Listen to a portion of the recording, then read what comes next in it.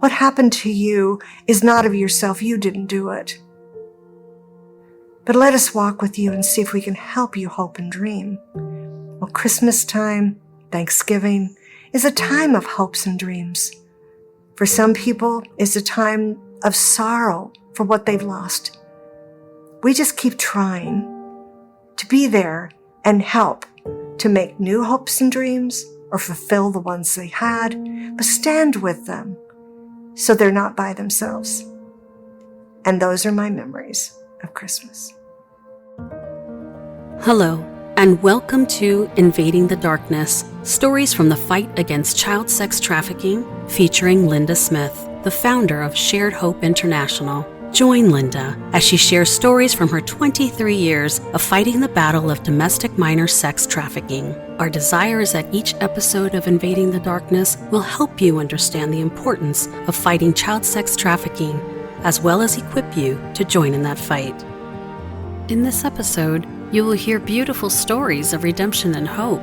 Learn how Linda brings the hope she has in Jesus Christ into her life of fighting child sex trafficking. This is the time of the year where we at Shared Hope, and me personally, I just make a list and celebrate all of the things that have happened through me during the year.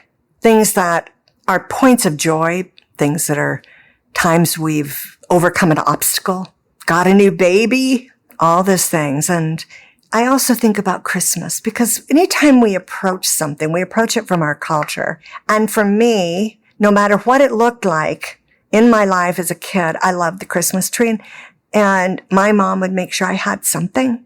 I love Christmas. I love the celebration. And for me personally, this is a celebration of my faith, that I believe that I am valuable, because I didn't really know that or think it was true with the things happening in my life. And when I found that there was one person, my God, who said, and he isn't really a person. Some of you are going, oops, don't do that. And I know, he's the Trinity, all those things about the religious beliefs. I know there's a lot of beliefs out there, but for me, I took comfort and courage in knowing I had a protector, and that was a big God. Well, all these memories and Shared Hope's memories, I'll start looking and going, wow, Shoba and Pooja. Oh, this is the first Christmas Pooja has with her new baby and her husband, or the second Christmas. And when Shoba got her back as a little girl, it was a while before she was healthy enough for us to be sure that this little girl would be strong. She was severely abused coming to us. But you see, not in the commercial sex industry. She was abused actually by her real father's family, who used her as a servant slave to serve their new little boy that was being honored as the family's child. And she was not considered their child then. But to think about that Christmas, I was just looking on my wall, and I have pictures of Shoba's first Christmas with her mommy. And it is so cute. She's standing right behind her. And, you just bring presents for kids, right? Come on. You that love Christmas too, maybe a few grandparents out there and moms and dads, you just have to do Christmas presents. Somehow you couldn't leave them out. So we brought out the duffel bags, flew in before Christmas. I had left briefly, was going back in, and they were together. I opened up the duffel bag. We wrapped their presents. They had to unwrap their presents, and inside were dolls that looked like them. And the first thing Pooja did is looked at the doll. She raised it up in her little arms. She looked in its eyes. She kissed it on the forehead and then put her arms around it and hugged that baby doll. She knew the love of a mother now. She understood what that was. And that was her first Christmas. And it's one of my fondest memories.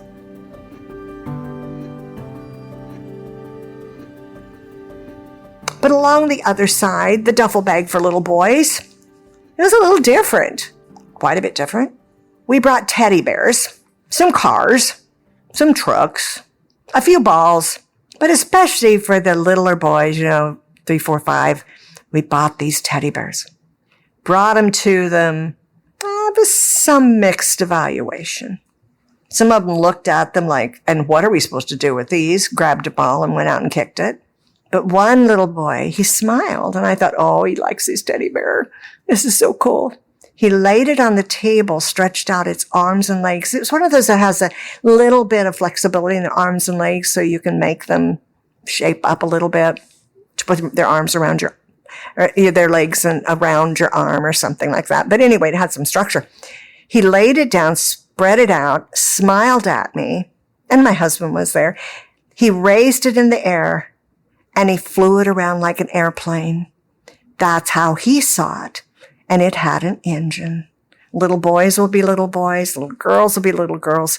And those are so fond, those memories. These children were not slaves. They weren't in the brothel with their mother. They were safe and secure.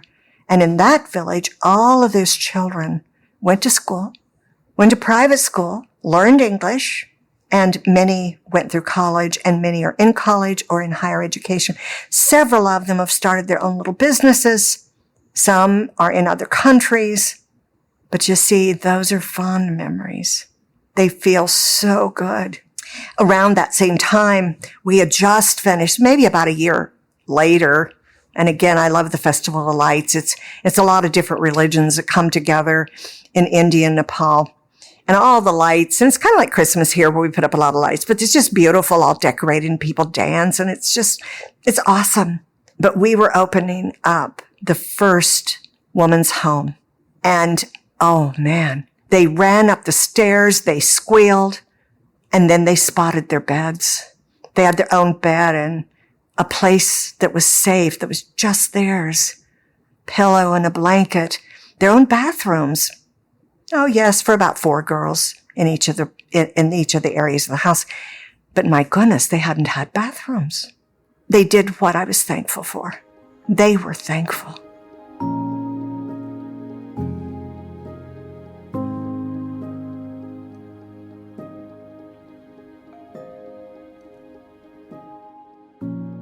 They were thankful. They weren't entitled. They were thankful. But you would have thought, I had a group of middle school kids or younger. They squealed, they laughed, they danced, and they were delighted that their gift that Christmas was a new home, a safe place.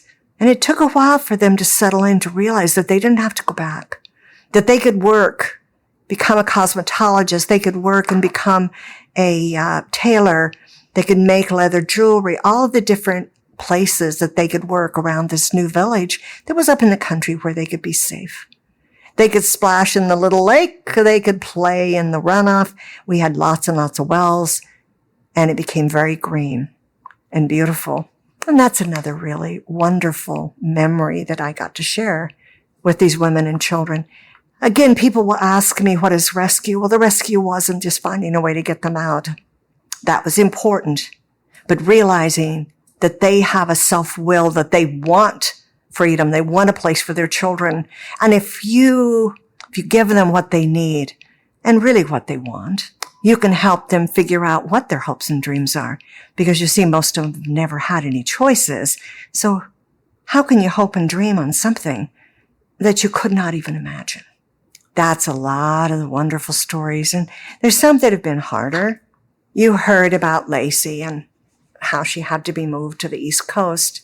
But it wasn't very long after that it was Christmas. And there was the morning of the heart. We'd given the mother a phone that could be kept secure to talk with her at times. But we didn't really know what to do. And then out of the heart of a grandmother and mother, one of the people that's worked with Shared Hope the longest, came an idea. And then it became real. She decorated her home for them, and her mother, clear cross country, was brought to that home, and Lacey was given time in that home with just them, all decorated up with presents to be with her mom for Christmas. You can't replace what has been taken away, but you can think of what you would want. And so that's really the way that Shared Hope works. What do you want? What happened to you is not of yourself. You didn't do it. But let us walk with you and see if we can help you hope and dream.